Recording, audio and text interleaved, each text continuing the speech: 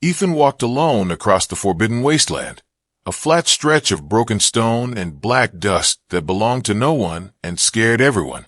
No cities, no lights, no signals, just old alien ruins half buried under ash and time.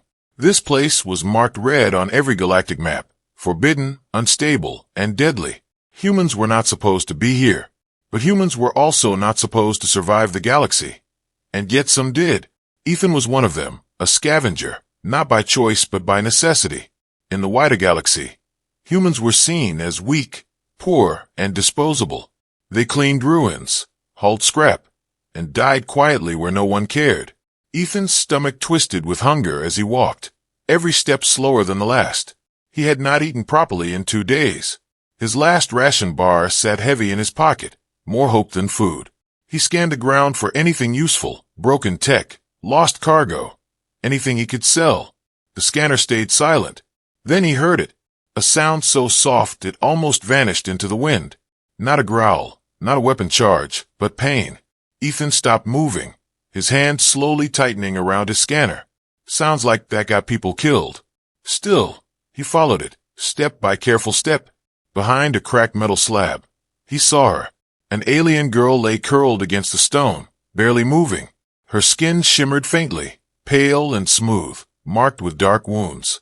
Glowing blue blood soaked into the dust beneath her, lighting it softly. She looked young, fragile, and clearly dying.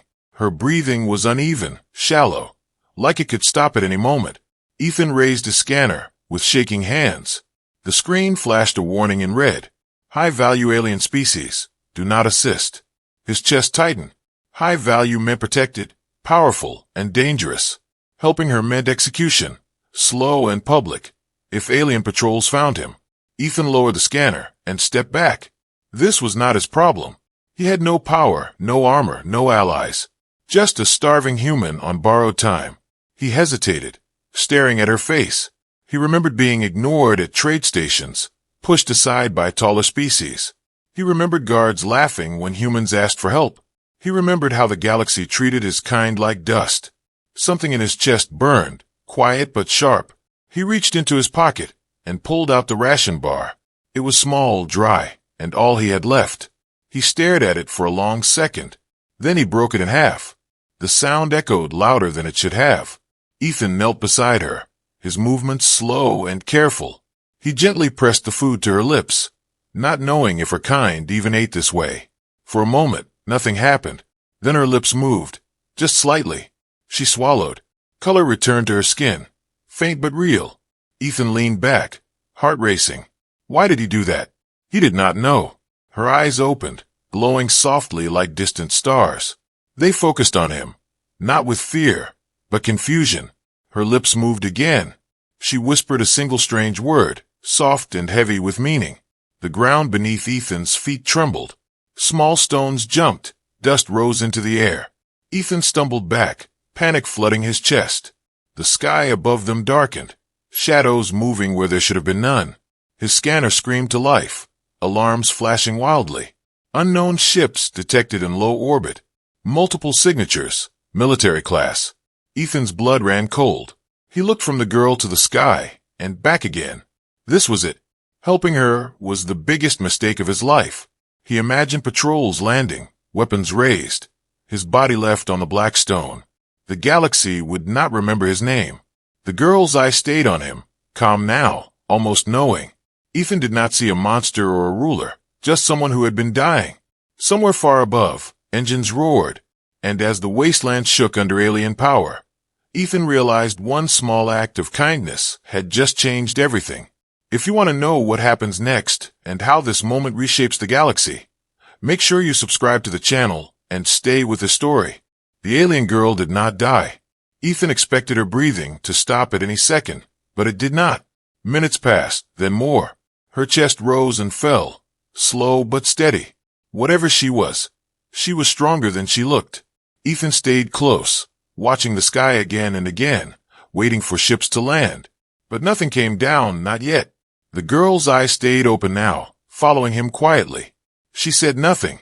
She did not scream or demand help. She stayed weak on purpose. Her body relaxed, her voice soft when she finally spoke. She asked for water like a frightened traveler, not like someone important. Ethan gave her a small container from his pack. He did not bow, did not kneel, did not show fear.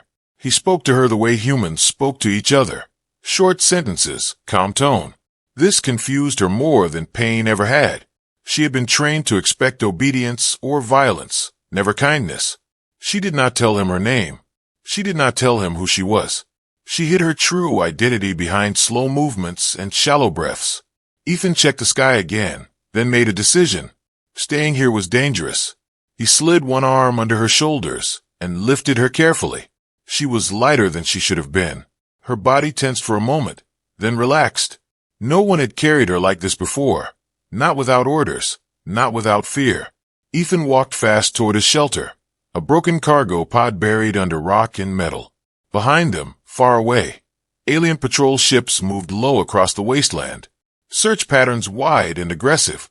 Ethan did not notice the faint glow in the girl's eyes. He did not see how her fingers twitched almost invisibly. Alien patrol scanners swept the ground, locking onto heat traces, life signs, energy signatures. Then something strange happened. Their screens flickered, readings bending, data becoming useless noise. The patrol ships adjusted course, missing Ethan by meters, then kilometers. The girl lay still in Ethan's arms, weak and silent. No one suspected her. Inside the shelter, Ethan set her down gently on a piece of cloth. He cleaned her wounds with shaking hands, using water and basic med gel. She watched everything, every movement, every choice. He did not rush, did not complain, did not ask for payment.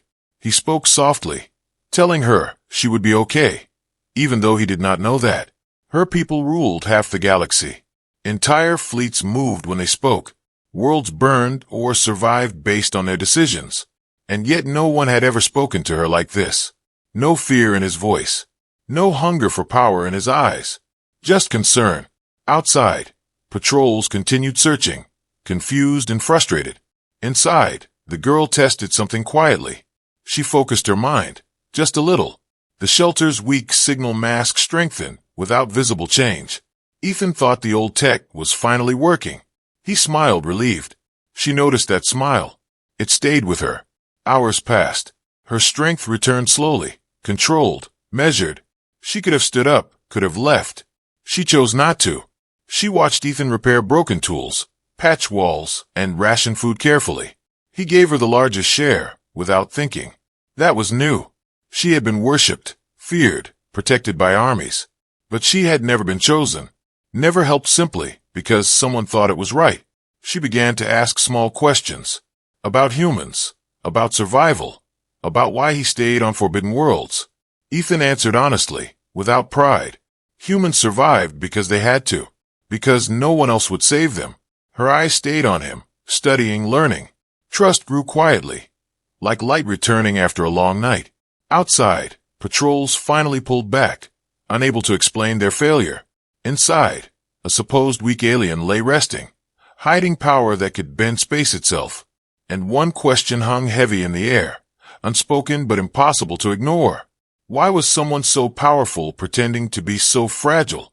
The shelter stayed quiet as the alien girl recovered, the air filled only with the soft hum of broken machines and distant wind.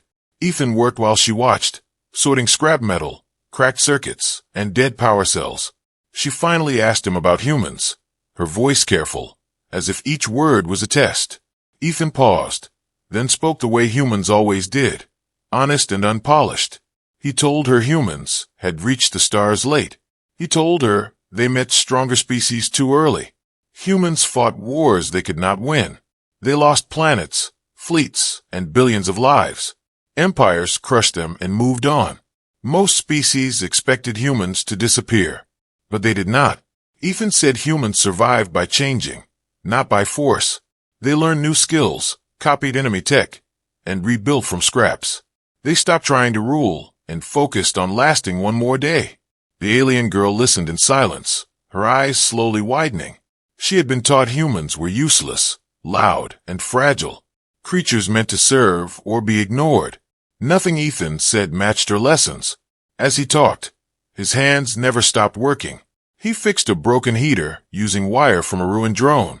He repaired a scanner with parts that should not have fit together. He solved problems without advanced tools, without command codes, without permission. He tested, failed, adjusted, and tried again. The shelter grew warmer, safer, stronger. The alien girl felt something shift inside her. This was not strength she understood. This was not fast power or crushing force.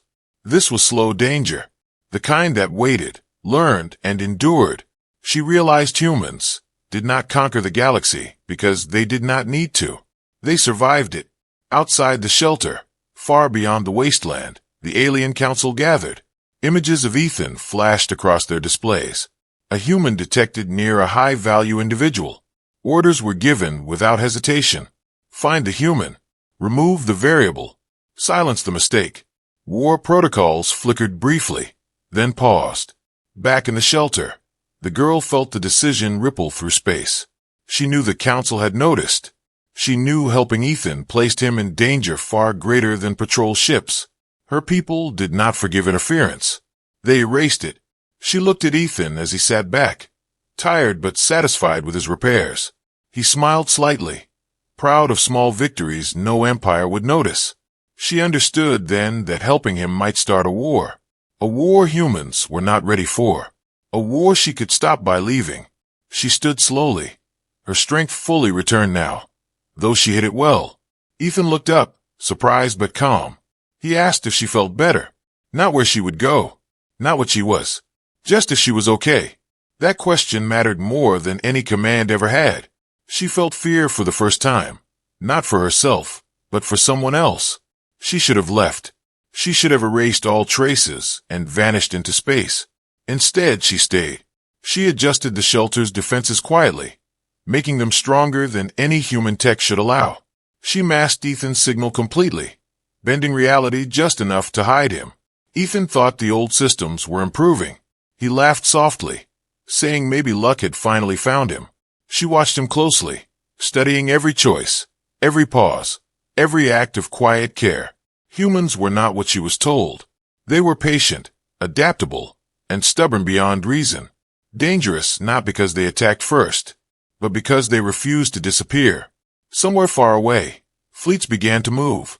The council prepared contingencies, and in a forgotten shelter on a forbidden world, an alien who could command half the galaxy chose not to stop herself from protecting one human. The moment came without warning.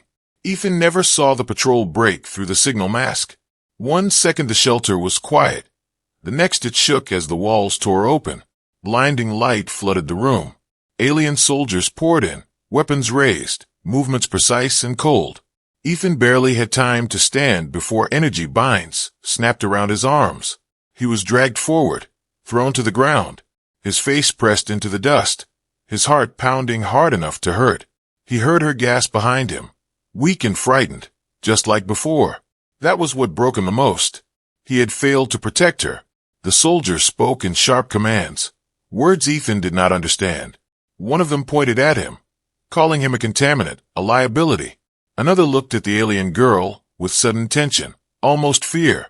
Ethan did not notice that. He only noticed the weapon charging above his head. He thought this was how it ended. No name, no memory, just another human erased quietly.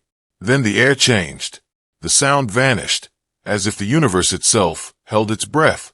The soldier froze mid-movement. Then another. Then all of them. Weapons locked in place. Energy fields humming uselessly. Ethan lifted his head slowly, confusion cutting through fear. The dust around him began to rise, not blown by wind, but pulled upward. Space twisted, bending like glass under pressure. He felt weightless for a moment, like falling without moving. Behind him, the alien girl stood. She was no longer weak. Her posture straightened, her wounds gone, her eyes burning with controlled light. Power rolled off her in waves, silent but absolute. The soldiers tried to speak, to kneel, to run. None of them could move. Her voice filled the space, calm and unstoppable. Every ship in orbit heard it. Every fleet, every commander, every system under her empire. She revealed who she was. The future queen, the chosen ruler, the living core of an empire that ruled half the galaxy. Entire fleets changed course instantly. Weapons powered down, shields lowered. Ethan stared, disbelief washing over him. This was the girl he fed. The girl he carried through dust and fire. The girl he treated like she mattered. He thought she had tricked him, used him, betrayed him. The binds released from his arms, and he pushed himself up, anger mixing with shock. He turned to face her. Words caught in his throat. Before he could speak, she moved. She stepped forward and knelt beside him, one knee touching the ground.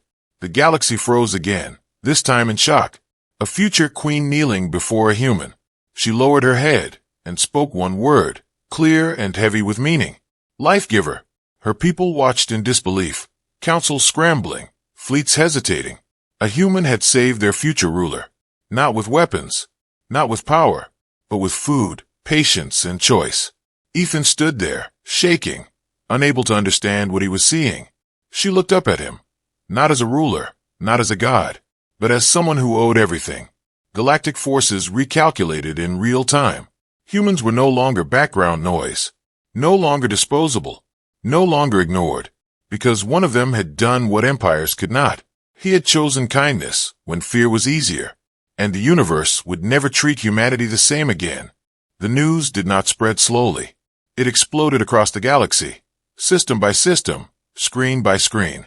A human scavenger had saved the future ruler of a dominant empire. Footage replayed endlessly. A queen kneeling beside a human in the dust. Analysts argued, generals panicked. Councils rewrote assumptions that were centuries old. Humans were no longer listed as weak labor, no longer classified as expendable, no longer described as pets or background workers. A new label appeared in galactic records. Strategic species. The words alone changed everything. Trade routes adjusted. Contracts were paused. Military plans were rewritten overnight. Earth, once ignored, suddenly mattered. The alien girl, now openly recognized as the future queen, moved quickly. She spoke calmly in councils filled with fear. She made it clear Earth was under her protection. Any harm to humans would be treated as a direct threat to her empire.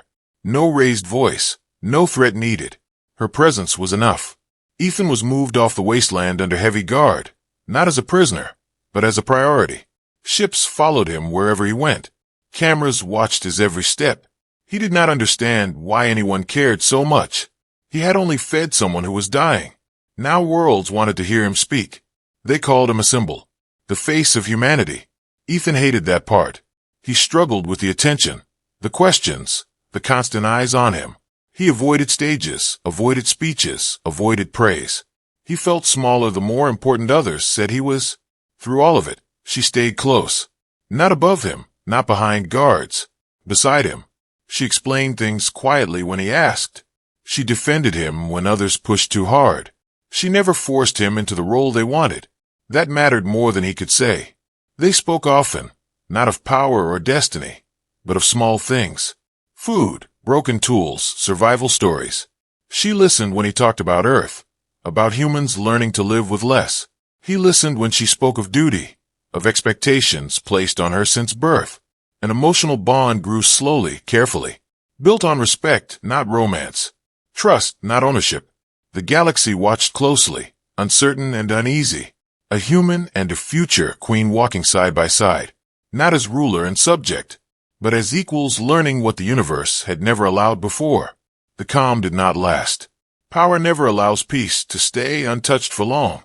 Deep within the alien empire, the ruling council gathered in silence. Their future queen had delayed her return too long. Orders were sent, clear and sharp. She must return alone. No humans, no symbols, no attachments. Marriage alliances were prepared in advance. Names of powerful rulers placed before her. Power deals followed, promises of stability, fleets, and control. The message was simple. Choose the throne. She read every word without emotion. Then she refused all of it. No alliances, no deals, no replacements. The council reacted with shock, then anger. A queen choosing a human over an empire was unthinkable. Whispers of civil war spread through elite circles. Generals began taking sides. Some saw humans as a threat. Others saw them as an opportunity. On Earth, signals changed tone. Human leaders noticed fleets repositioning near their borders. Defensive plans were activated quietly, not because humans wanted war, but because they had learned to expect it. Ethan felt the tension before anyone explained it to him. He saw it in her eyes, heavier now, more distant at times. When she finally told him, she did not soften the truth. Staying with him could fracture her empire. It could burn systems and cost millions of lives. Ethan listened in silence, the weight settling deep in his chest. That night, he made a decision. He told her he would leave, that if his absence kept the peace, it was worth it. He said humans survived by letting go. She looked at him for a long moment, longer than silence should last. Then she said no, not gently, not angrily, but with certainty. She told him she had been shaped by duty since birth. Every choice made for the throne, never for herself. He was the first choice that was truly hers. She called him her future king, not as a title, but as a truth. The words echoed far beyond the room. They reached listening systems, hidden observers, waiting fleets. The galaxy held its breath. Weapons powered up across borders. Commanders waited for orders that could not be undone. War stood one command away, and at the center of it all stood a human who had only wanted to help someone survive. The war did not begin with fire.